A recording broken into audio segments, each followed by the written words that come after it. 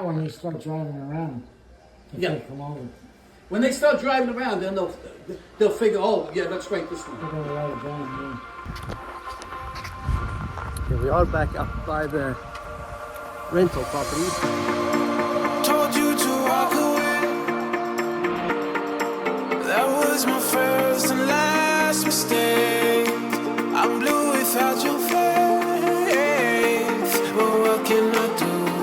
'Cause I'm just a saint. The photos and measurements that we need for that darn county permit that we don't seem to get away from no matter what we do.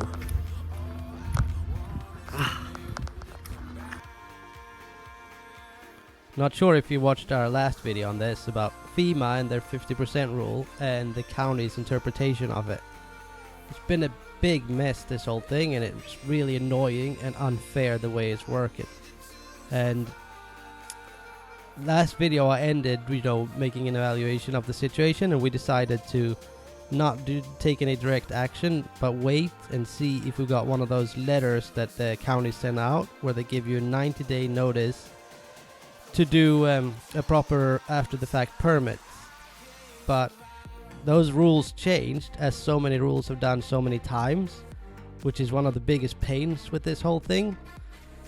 So instead of giving it a certified letter to the property owners, making sure they know that the county thinks there's been water in their house and that they want to know that the repairs are being done correctly, they changed to just saying everybody that has not done after the fact permits or gotten their proper building permits is going to get fined big time. And it was like, I don't remember what the number was. It's like a few $100 or $1,000 a day per house or something like that. And since we own multiple properties, those numbers would escalate to something that's nowhere near what you can handle immediately.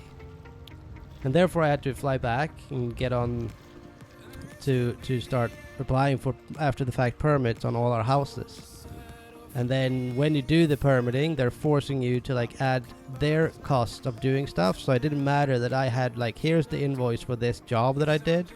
They say no, you didn't pay enough for that job, it should be this number. So basically they're forcing you to lie on the building permits to make it look as you spent way more money than you actually did, and hopefully, I guess in their eyes, look like you've spent more than 50% of their assessed value of your property, which would allow them to demo it. And from what it seems, this is more or less nothing but that, a big hostile takeover where they want to demo as many houses as possible. But we're not going to give up, so here is a quick visit to Florida where we did all the permitting and or not did all the permitting, but we got all the permitting started, so we got permit numbers.